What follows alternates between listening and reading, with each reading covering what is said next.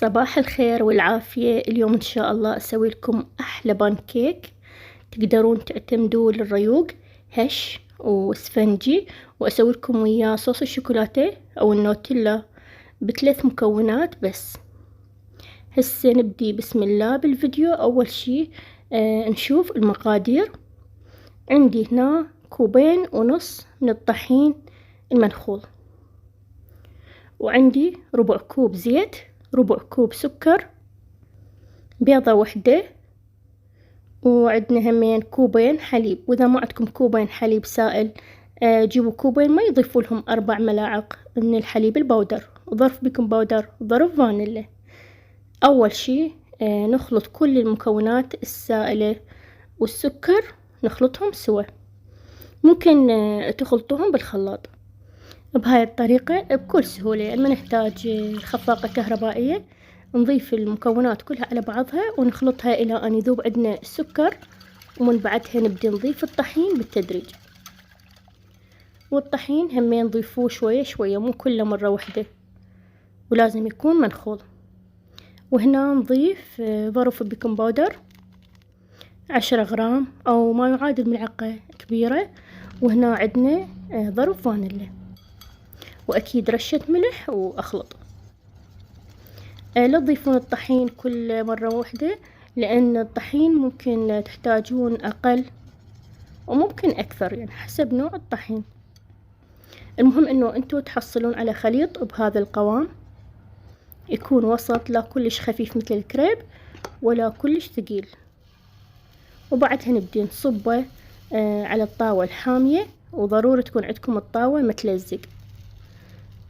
أول شي نسويهم يكون أكيد للتجربة، لأن دائما ممكن تكون الطاوة كلش حامية.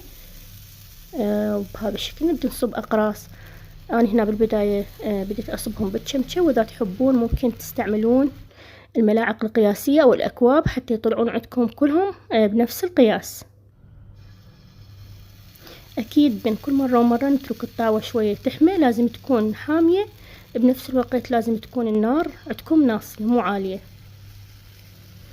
وأول ما تبدي تطلع عندنا هاي الثقوب الصغيرة نبدي نقلبها على الجهة الثانية. لاحظوا هنا الطاوة كانت كلش حامية فصار شكلهم يختلف. نشيلهم نخليهم على سباية أو على رف شبكي حتى يبردون وما يعجن عندنا البانكيك. لاحظوا بهاي الطريقة نقلبه حتى يستوي من الجهة الثانية. هذا هو لونه من الجهة الثانية. نشيلهم ونكرر إلى أن نكمل كل الخليط اللي عندنا. هو ما شاء الله ينطينا كمية زينة وبيضة واحدة بس. هذا هو شكل البانكيك مالتنا. طبعا أنا خليته على الرف مالت الفرن بهذا الشكل إلى أن برد. شوفوا الكمية ما شاء الله. هنا نبدأ نسوي الصوص مالت الشوكولاتة. عندي نص كوب بودرة الكاكاو لونها فاتح، أكيد مر يعني مو محلى. نص كوب سكر باودر، وهذا عندنا القشطة أو الجيمر تقريبا 250 ملي أو ما يعادل كوب. طلعتها قبل وقت من الثلاجة حتى أقدر أخلطها، وبعدين ضفت لها السكر اللي طحنته والكاكاو الباودر بس بثلاث مكونات. هسه نحصل على أحلى صوص شوكولاتة أو نوتيلا. طعمها كلش طيب، وما تحتاج يعني لا نار ولا تحتاج خلاط.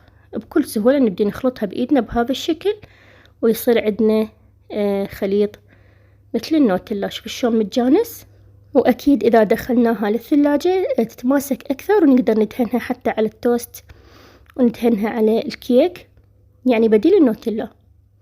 وهذا هو شكل البانكيك مالتنا. شوفوا ما شاء الله الكمية اللي طلعت لي كلش هواية، وحتى لونه واحد. وشوفوا لي الهشاشة مالته والطراوة.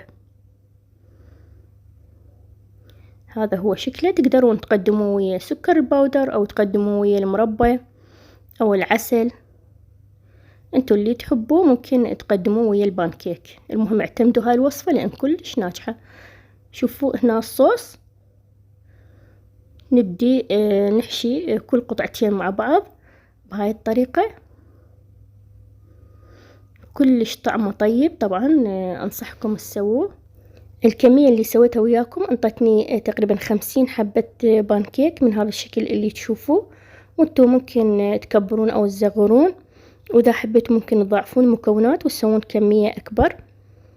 المهم انه الوصفة كلش ناجحة، ممكن تعتمدوها، تسووها بالريوق وسهلة وسريعة، وحتى ممكن تسووها كتحلية، يعني حتى لو مثلا تسووها بالليل اسرع حلا وما يحتاج فرن.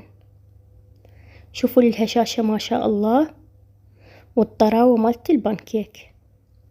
وهاي حشوة النوتيلا بداخلها، ممكن تقدموها مثل ما قلت ويا السكر المطحون او ويا المربى او العسل. اتمنى تكون عجبتكم وصفتنا لهذا اليوم وتجربوها، والتقيكم بالفيديو القادم ان شاء الله. مع السلامة.